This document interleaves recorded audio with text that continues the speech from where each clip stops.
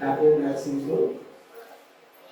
నరసింహ అని నా పేరు ఎందుకు పెట్టారంటే మా అమ్మ మా నాన్న నీళ్ళ నరసింహస్వామి పెట్టుకునేటప్పుడు మా తాత నరసింహే, మా చిన్న నరసింహే, మా మధ్య నరసమ్మ, మా అన్న వాళ్ళ కూతురు నరసమ్మ, మా అమ్మ వాళ్ళ కొడుకు నరసింహు, మా కాలేజీలో కూడా నరసింహే, నా కొడుకు కూడా నరసింహే.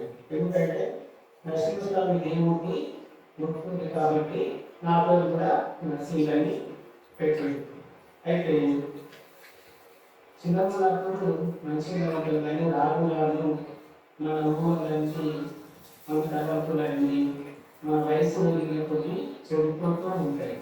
అది మనం అనుకోకుండానే మనకు వస్తుంటాయి. మనం చెయ్యాలనే ఉద్దేశం కాదు, కాకపోతే మన లోపల దేవుని వాక్యం ఉన్నది, దేవుని నెరవేరు ఎవరో చెప్పలేని మనకు అర్థం కాదు. కాబట్టి మన వల్ల రాను మన వయసు కొద్ది తప్పిపోతూ ఉంటాం. నేను కూడా టెన్త్ వరకు మంచిగానే ఉన్నా. టెన్త్ తర్వాత నేను డిగ్రీ పాస్ అయిన తర్వాత ఇంటర్లో కాలేజీలో చేరిన తర్వాత అందరూ అప్పుడు పాన్పరాలు తినేది, పాన్పరాలు తినేదని పాన్ మసాలా అని తినేది. కాలేజీలో వస్తుంది కూడా తినేవారు. నేను చెప్తుంటే ఎందుకు తింటాడు, నేను కాలేజ్ క్లాస్ చెప్తుంటే నువ్వు పిల్లలకి నువ్వు వస్తుంది ఎక్కడో వస్తుంది అని చెప్తుంటే చెప్తుంది. కొన్ని రోజులు అలా సామాన్యంతో సాహసం చేసిన ఫస్ట్ అది ఇలా చిన్న రవ్వ లెక్క ఉంటుంది.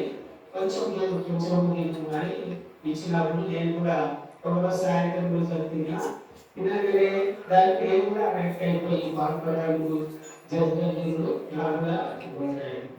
అలా పెళ్ళిళ్ళలో డ్రింక్ చేసుడు, దాని తర్వాత డాన్స్ చేసుడు. పెళ్ళి అయితే అప్పుడు 3 రోజుల పెళ్ళి ఉంటుండే కదా, ఆ ఊళ్ళో డాన్స్ చేసుడు బ్యాంకుల ముందు. అట్లా నా జీవితం అంతా గడిచిపోయింది. 2003లో మే 11 మా మ్యారేజ్ అయ్యింది. అప్పుడు కూడా నేను ఫుల్లో డ్రింకర్ని. అప్పటిదాకా కూడా నా భార్యకి తెలుసు తెలియదు కానీ నేనైతే డ్రింకర్ని. పెళ్ళిలో సాయంత్రం కూడా మనకు ఫుడ్లు తాగి పెళ్ళి రాగానే వార్తలు తీసుకున్నాను. నా ఎంగేజ్మెంట్ కూడా నేను తాగి ఎంగేజ్మెంట్ చేసుకున్నాను కనుక గతం. అయితే తాగొద్దు అని డిసెంబర్ 31 రోజు ఎన్నో రోజులు అనుకున్నాను. ఇంకా తాగొద్దు, ఇదే రోజు లాస్ట్ అని రాత్రి 11, 12, 3 గంటల దాకా తాగి మళ్ళా ఫస్ట్ రోజు సాయంత్రం కాగానే అన్నట్టు తిరిగి మళ్ళీ తాగడం మొదలు పెట్టింది. అయితే 2011 ఆగస్టు 1 తారీఖు రోజు నేను మా ఊరికి మా అన్న వాళ్ళ బండి తీసుకొని వెళ్ళి కొత్తమల్ల గ్రామంలో నాకు డీలర్ డబ్బులు ఇచ్చేకుంటే ఒక 3,000 నేను నీకు డబ్బులు ఇస్తాను డీలర్ వెళ్ళేసేద్దాం అని బ్యాంకు తీసుకెళ్ళాడు. బ్యాంకు తీసుకెళ్ళి డబ్బులు ఇవ్వలేదు కానీ మళ్ళీ తీసుకుంది. మళ్ళీ తీసుకొని ఒక నెల వచ్చి కాయను తాగిన తర్వాత డబ్బులు ఇచ్చింది. తాగిన తర్వాత డబ్బులు ఇస్తే ఏం చేస్తామంటే ఆ డబ్బులు కూడా మనం ఇంకా ఫ్రెండ్స్ నుంచి రాస్తారు. అంటే రాపం కానీ డబ్బులు ఇచ్చిన తర్వాత రాస్తారు. అట్లా ఫుడ్ ఆడేసి మేము ఇంకా రాత్రి 6-7 గంటల ప్రాంతంలో వికారాబాద్ వెళ్దామని, మా ఊరు నుంచి వికారాబాద్ 40 కిలోమీటర్లు ఉంటుంది, వెళ్దామని బయలుదేరి మధ్యలో ఇంకొకటి కేసారం గ్రామంలో ఉంటుంది. నచ్చిన స్నేహితులు ఎవరు ఉంటారు, వాళ్ళు కూడా డ్రింకర్స్. వాళ్ళ దగ్గరికి వెళ్ళి వాళ్ళని దాటి నేను మళ్ళీ బండి మీద బయలుదేరాను.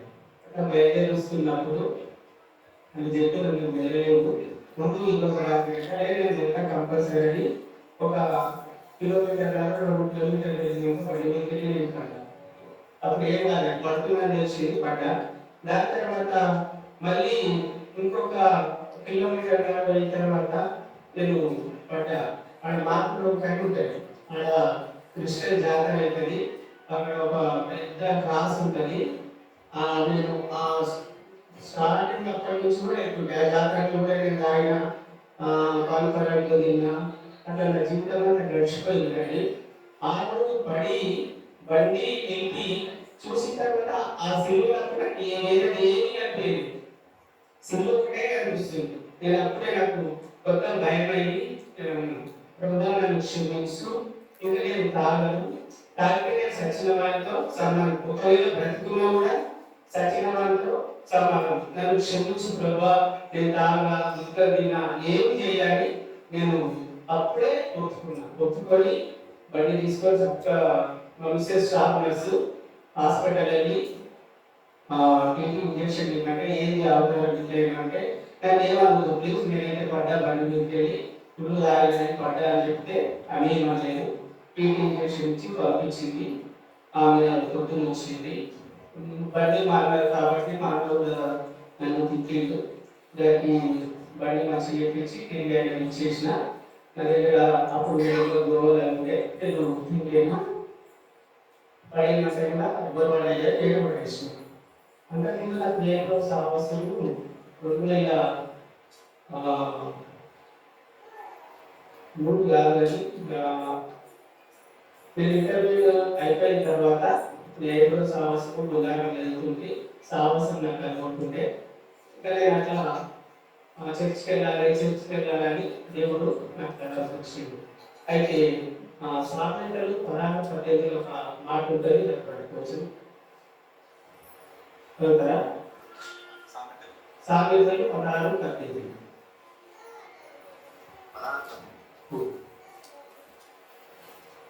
నాశనములకు ముందు గర్వం నడుచును, పరిపూర్ణకు ముందు అహంకారమైన మనసు నడుచును. నాశనములకు ముందు గర్వం అనేది మనిషికి ఉంటుంది. అది ఎట్లాంటి గర్వం అంటే నన్ను ఎవరు ఏం చేయలేదు, నేను ఏమన్నా తాగుతా, నన్ను ఉంచును లేడు, నాకున్న బలం ఇంకెవరికి లేదు, నాకున్న డబ్బు, నాకున్న పలుకుబడి, నాకున్న స్నేహితులు, ఇంకా ఎవరు కనిపించారు అంటే తాగినందుకు ఏముంటారంటే నేనే ఇంకా కొనుక్కొని నన్ను ఉంచినోడు ఎవరు లేడు అని అనుకుంటాడు. కానీ నేను నాశనం ముందు ఆ గర్వము నడుస్తాడట. పడిపోవటకు ముందు అహంకారమైన మనసు ఉంటుందట. అది ఎట్లాంటి అహంకారం అంటే గురమైంది. ఒకరోజు ఇక్కడ అనుకున్నా ఫుల్ ఆడి ఎవరైనా వస్తే యుద్ధం కొడితే బాగుండే అని అనుకున్నాను. ఆ రోజు ఎంత కొట్టారంటే తెలుసు వేరే రోజులు లేదు. అంటే నీ నోటి మాటనే నేను పట్టిస్తుందని బైబుల్ ఉంది కదా, నాకు అప్పుడు తెలియదు బైబుల్లో ఈ మాట ఉన్నదని. కాబట్టి నన్ను అంతగా కొట్టేది, జస్ట్ ఆటో ఓవర్టేక్ చేసినందుకు ముందు కొట్టేది, లేవలేని పరిస్థితి. కలిసి కూర్చొని తినడాలి, స్నానం చేసుకోవాలి కూడా రాలేదు. కొట్టినందుకు అట్లా ముందు పై చేసేరు. ఆ డబ్బులు నాకు 10,000 వస్తే ఆ డబ్బులు పెట్టి కూడా నేను దాటలేదు. అప్పుడు కూడా అంతకన్నా కొట్టిన తర్వాత కూడా బాగలేదు.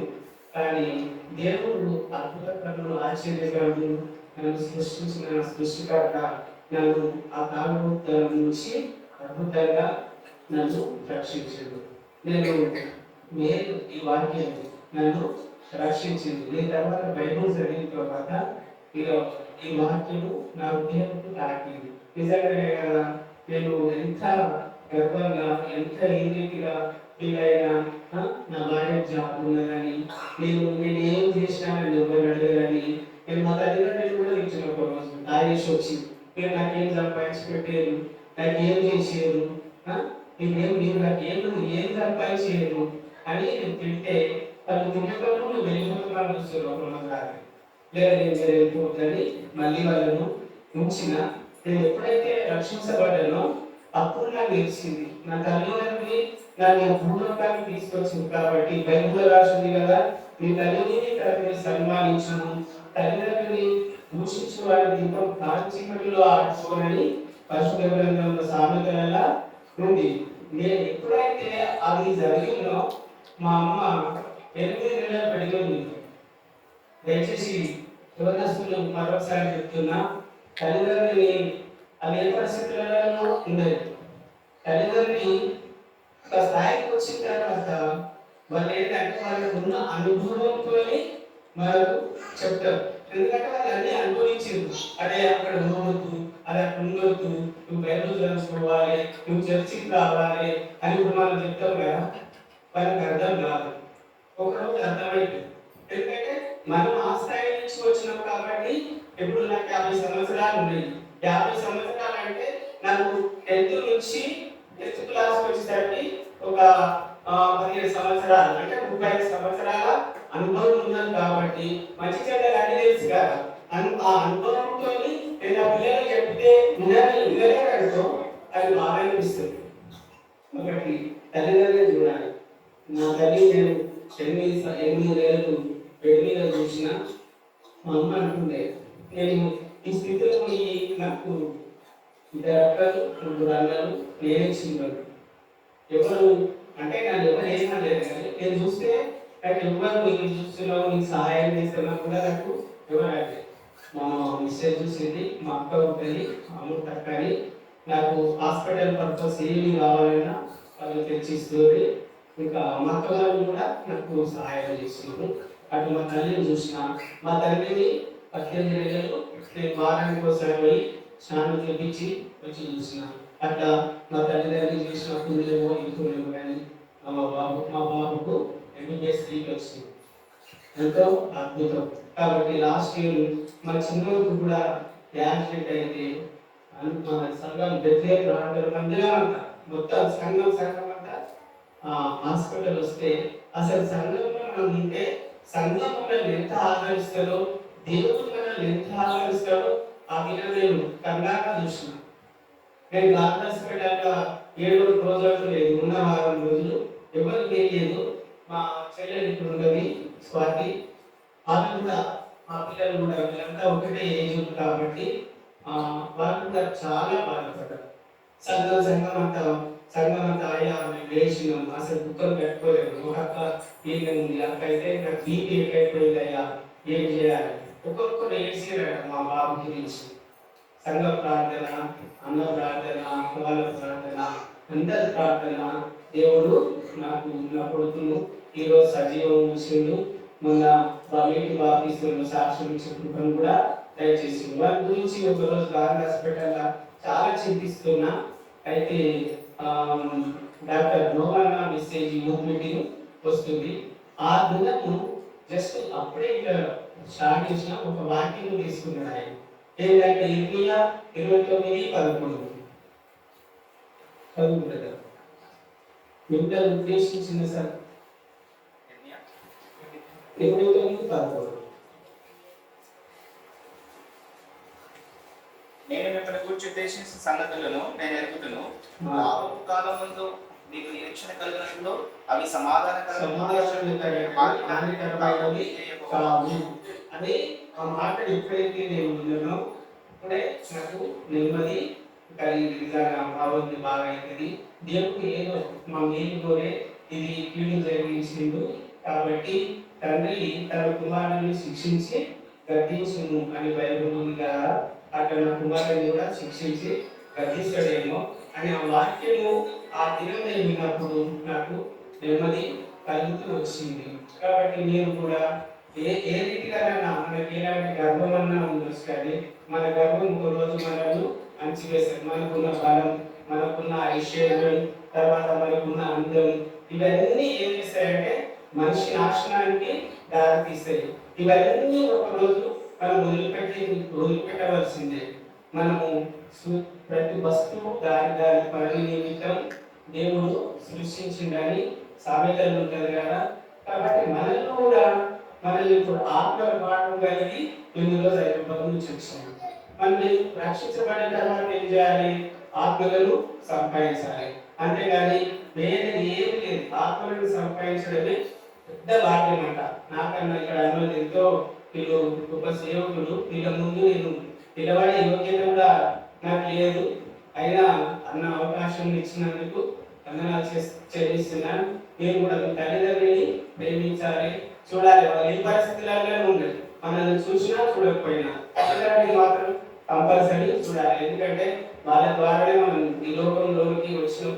దేవుడు వాళ్ళ ద్వారా మనల్ని ఏర్పరచుకున్నాం కాబట్టి తల్లిదండ్రులు చూడాలి.